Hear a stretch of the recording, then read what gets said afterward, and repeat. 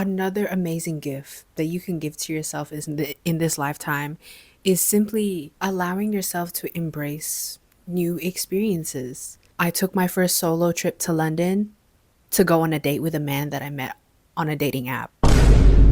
Now, don't get me wrong though, do not copy what I did. Only take this as an example of what could happen. Let's run it back to 2022, 2021. I finished high school a year ago. I got accepted into the university that I wanted to be in, and it was the only university that I applied for. And that really opened up so many new portals for myself in terms of having new experiences and meeting new people from all walks of life. And that's what I received. But I wanted to take it up a notch. I wanted new friends like that. And I don't know how I found Hinge, but I decided to download Hinge, which is essentially a dating app. But with my intentions, I was open to anything. Let's be friends, friends with benefits. If you want to take me out on a date, I'm open to anything. I specifically can describe the way I was thinking is that whatever happens, happens. I was open to a relationship if it presented me with one. I was open to being friends, anything, shipping cousins. Even just that Hinge experience on its own of just meeting so many people changed a lot. With the friends that I have now, 90% of them are from Hinge. But I really built a whole new generation of friends that honestly not even reintroduce, but build a new era of myself that I get to share and let these people that I like witness me in that physically and through the online world. I wouldn't be where I'm at. I wouldn't have met my partner without having those type of intentions behind me. I do imagine that if I didn't adopt this like type of mindset and behavior of just letting life flow through me, I would be fearful. I wouldn't use critical thinking. Like, I do believe critical thinking is both using your logical and your creative brain. In order for me to make new friends and just enjoy what was happening in the moment despite everything, I had to let go of my past. I had to let go of the fear of, I had to let go of how I behaved before, how I interacted with people before. We had to make some shit shake if we wanted something to happen. I don't think it was a matter of I needed to add more confidence, add more trust into myself, add this, that. I had to let go. I had to let go of how avoidant I used to be. And unfortunately, I was done dirty on both accounts in my previous relationships. And it hit me like a truck to the point where I don't want to experience that anymore. So that's what I had to do. I had to let go of everything I knew from my past romantic relationships to let myself enjoy dates, talking to men in a new way. I experienced so much goodness, so much new forms of love that I didn't know I needed. Girl, my standards were so fucking low. Oh my God. It was actually like, I'm shook. I'm supposed to be treated like this. I honestly, I wouldn't even say the person themselves was the life changing aspect. It was the fact that I had to walk through this whole experience of meeting and befriending them and then crushing on them and then, making plans of, I'm going to travel to the other side of this world to see a man. Did not know anybody else. I knew one other dude who was a friend of mine and I did meet them. Other than that, I don't know anybody. I don't know anybody there. I have never stepped foot on that side of the world. I've only been to the Philippines at that point, let alone like going by myself. Ooh, damn, damn. I would just like to say, in my personal opinion, I believe romantic relationships that start on the basis of some type of friendship rather than just getting into dating of like, oh, I'm going to just marry this person because the dating went well. I feel like a friendship just shows you who they are before the other aspects and the benefits of, being someone's boyfriend, girlfriend is. But I'm grateful that that was the instance. I'm grateful that it didn't just get all lovey dovey at the start, like love bombing and shit. Nah, can't do that. We picked up, both of us, that we were flirting with each other, crushing on each other. We, shortly after talking for like maybe even 2 months, I would say, we started calling each other.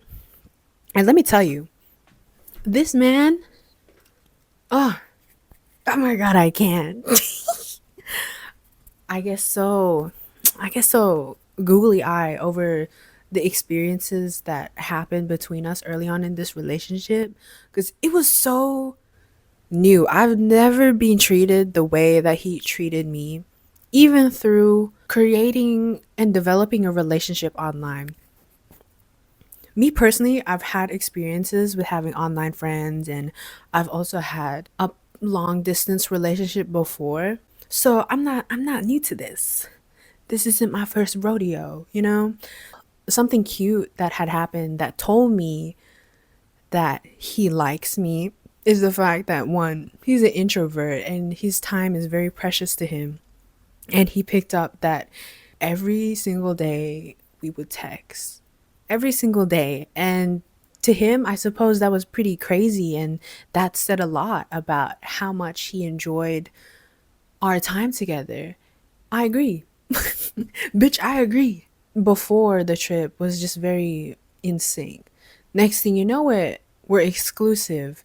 We didn't say that we're boyfriend and girlfriend at that point because it just hit a period where my friends with benefits just slowed down to the point where I was only talking to him and I wanted to keep him around.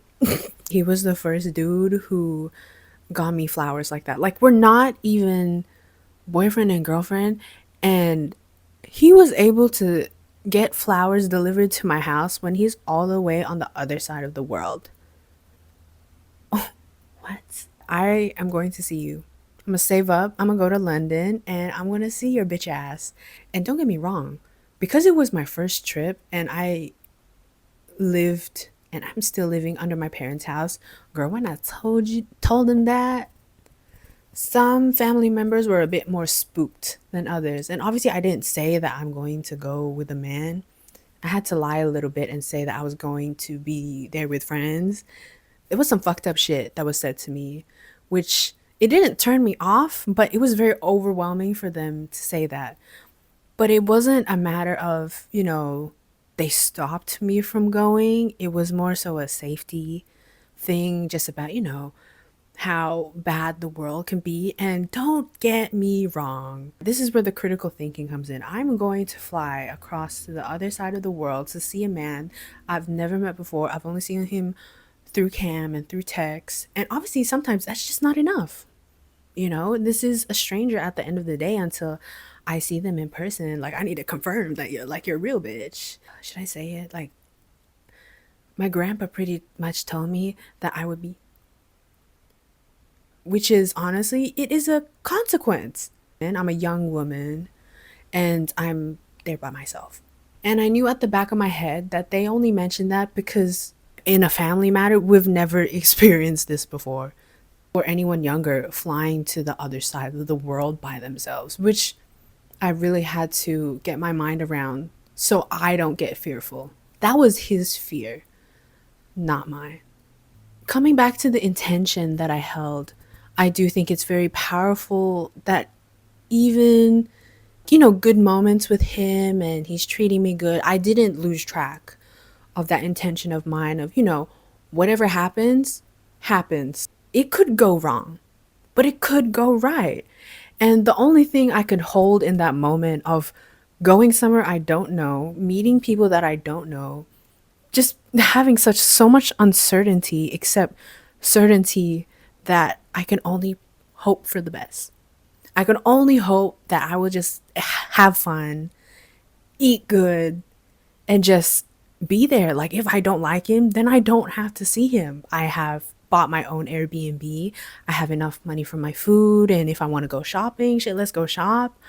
One thing I wouldn't do is keep myself closed in a new space, because I would be taking away that opportunity from myself. I'm not about to do that. But don't get me wrong, like on the first night, I was so scared to even get a SIM card from just like the equivalent to Woolworths or Kohl's.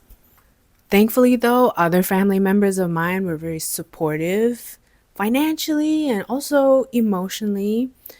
And I'm extremely grateful for that.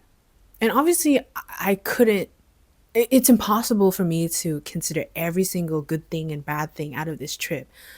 But it just came down to trusting in myself that I can do what I can control to make sure I'm safe enough to be organized and plan my stuff, like the actual traveling part, have enough money on hand, make sure I'm able to call people.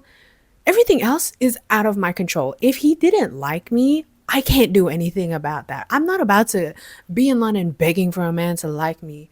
Girl, bye. Oh, I could never. In March 2024, I flew to London. It was 10 hours to China. No, I went to Sydney first, and then I took 10 hours to China, and then layover, and then 10-hour, 11-hour to London. Here's the video of him meeting me at the airport and picking me up.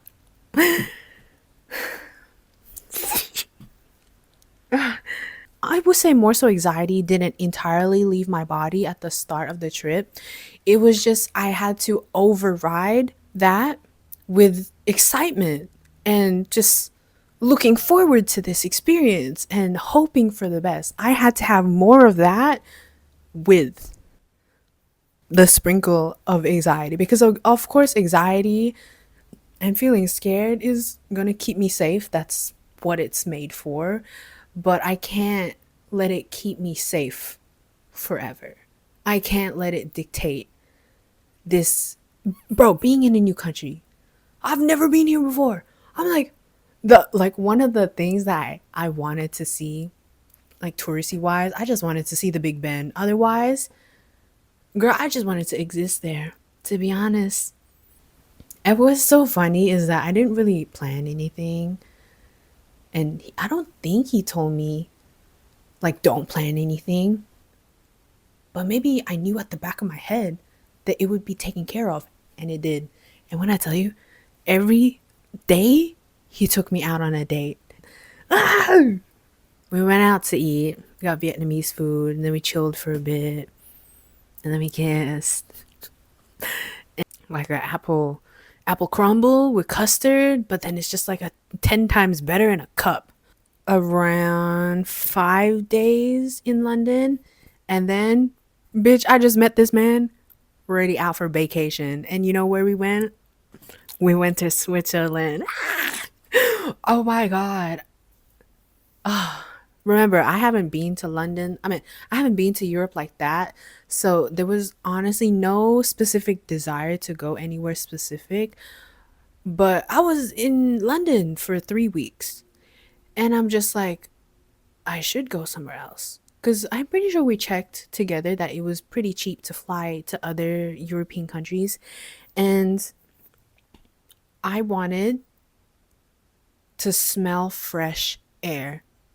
I wanted to smell crisp air. And one of the places that was available or that was in my mind was Switzerland. So I'm like, okay, I want to go to Switzerland. And so we fly there. We're there for 3 nights, 4 days. And we were just pretty much sightseeing and just existing there together, playing house. And oh my God. Oh my God. That place changed my mind. I can make a separate video on how that place blew my mind away. Aesthetically, visually, emotionally, spiritually. When I stepped there, we arrived at nighttime and we stayed 3 hours away from the main city. We were in one of the local towns because we were going to train to different mountains and stuff just to sightsee, not to hike. A lot of people go there to hike, but that wasn't the vibe this trip. I definitely do want to go back there to hike.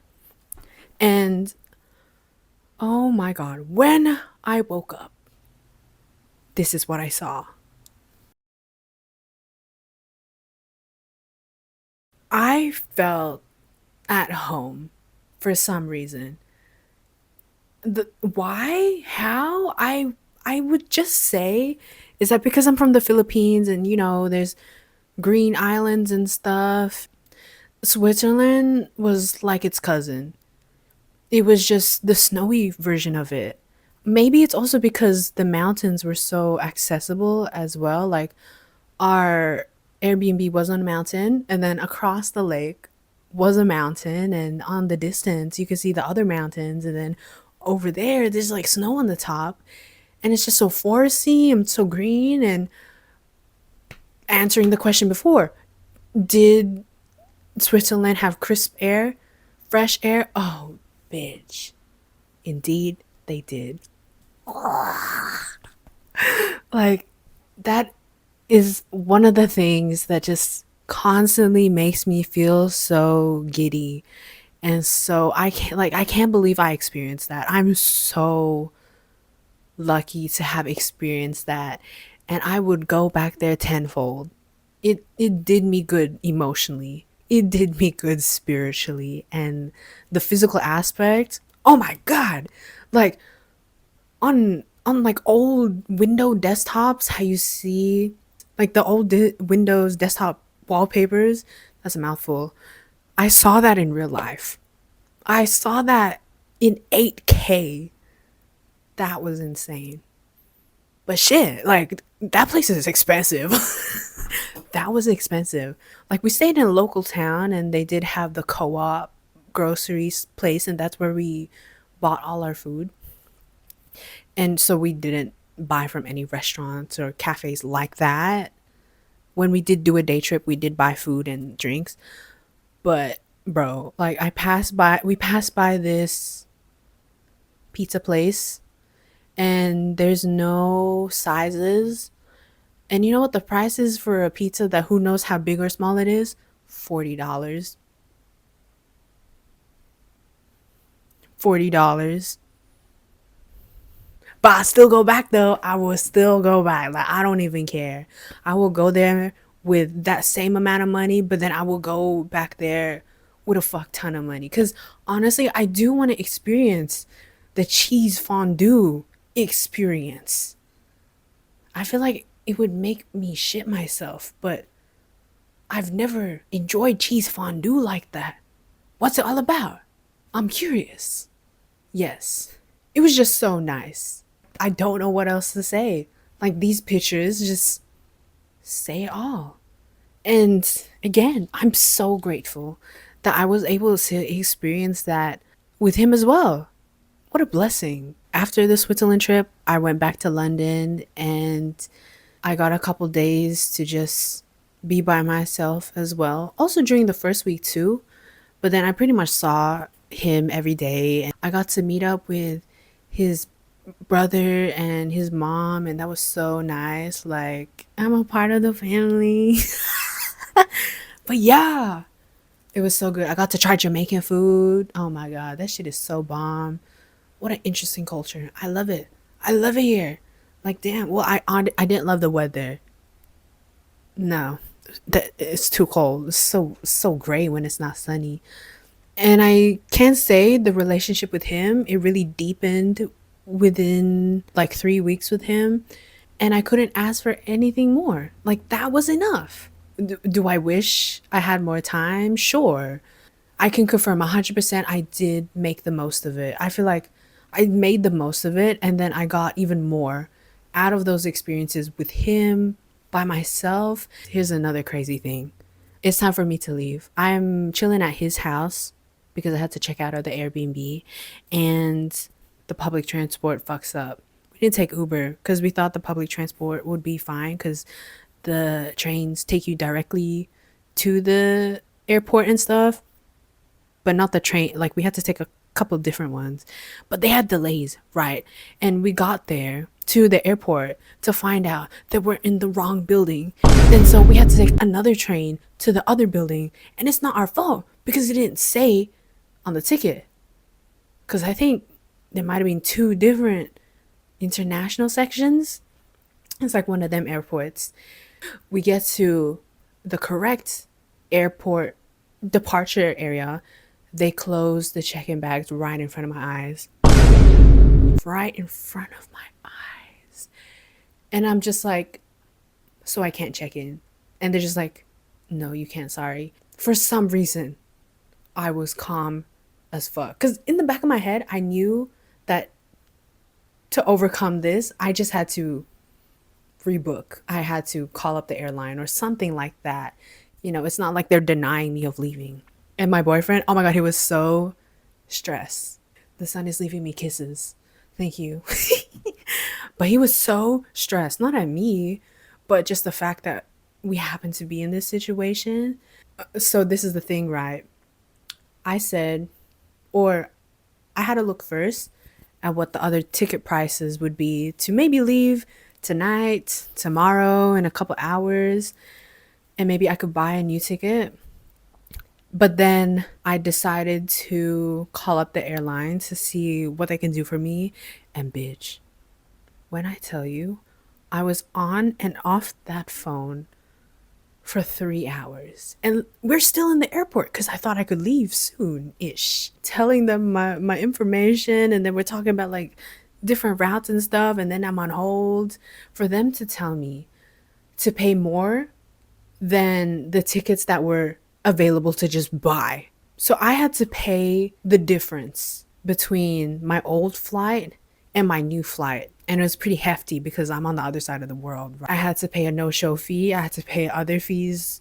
And that was like 2 bands. That was like $2,000 plus. And when I tell you, on the tickets where you could just buy it, it was only 1,000 and like 200, 300. I was so pissed off because obviously I was on the phone. He was just like being there for emotional support and shit. And I'm grateful that he was. But holy shit, that was a waste of time. That was a waste of time. And I'm just like, let's go home. And thankfully he was updating his mom, and she was kind enough to let me stay at their house until I figured out my shit, or like we would figure it out tomorrow morning. But when we came home, she had already like laid out a bed, like the pull-out beds in their living room, and I stayed there. And then when I tell you, in the morning time, I bump into her in the kitchen, and I was just thanking her for, you know, letting me stay over. And then I just cried because then the overwhelm just hit me, and then I just wanted to bawl my eyes out, which I did. But that was nice, you know. Only this like my second time meeting your mom, and then I'm crying in her arms, you know. Okay, here's the other crazy thing, okay? We book a new flight, and it's in a couple days because that price works with me. But the thing is, right, I don't have an extra 1,300 in my pocket. This man is a fucking saint. He's just like, I can cover it and then you pay me back. And I was 100% okay with that. And I was able to stay for another two to 3 days. And bitch, that was a fucking miracle because Kung Fu Panda 4 just came out when I was about to leave, and we wanted to watch that movie together.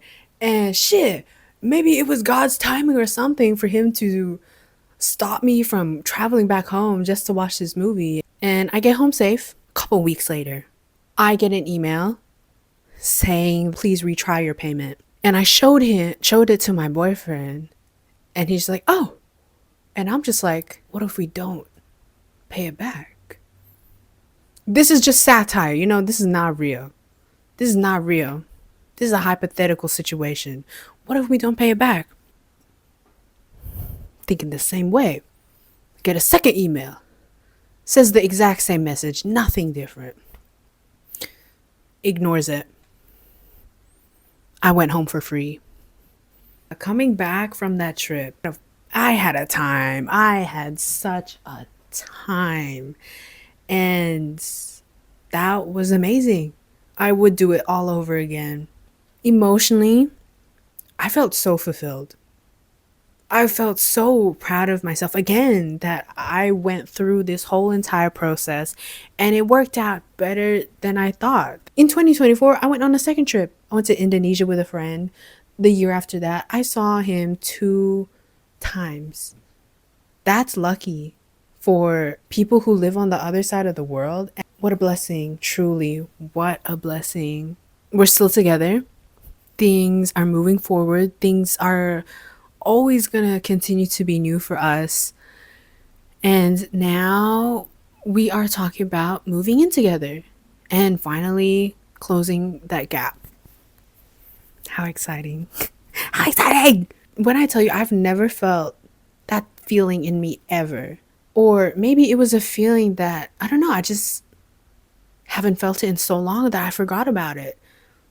But that fulfillment really pushed me to do better, to think bigger.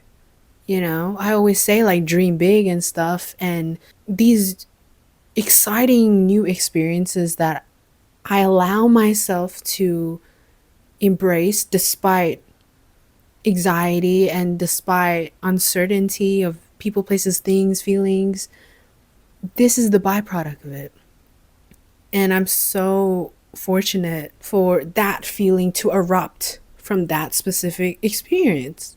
Like I could have just had a good time, which I did, but I feel like I got more than that. I got more than what I could have asked for simply because I trusted in the fact that I had good intentions for this.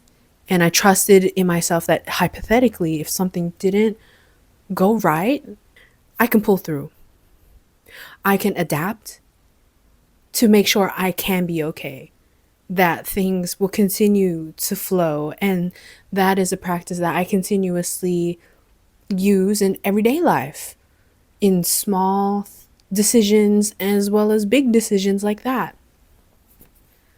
The best thing you can do for yourself is to allow yourself to embrace new experiences. And this so happened to be one of the more transformative experiences for myself. After that experience, I love travel now. I want to go back to Switzerland. Shit, I'll do a hike. I've never gone on a hike before. I do want to commit more to this person. Those things I want to try come from a place of inspiration, built off your willingness to try. And if you come out of a new experience simply with the lesson of, I want to do this differently, or I can do this differently, that's all you need. That is enough. Bet on the best possible outcome, though. Bet on it. See how far your luck can take you. See how far your gift to yourself can take you. What it can show you. Because that's all that matters. Knowing that something could go wrong. But my attention, my energy will be used and put towards the best possible outcome. All right, people. Thanks for watching. There is so much to say about this situation.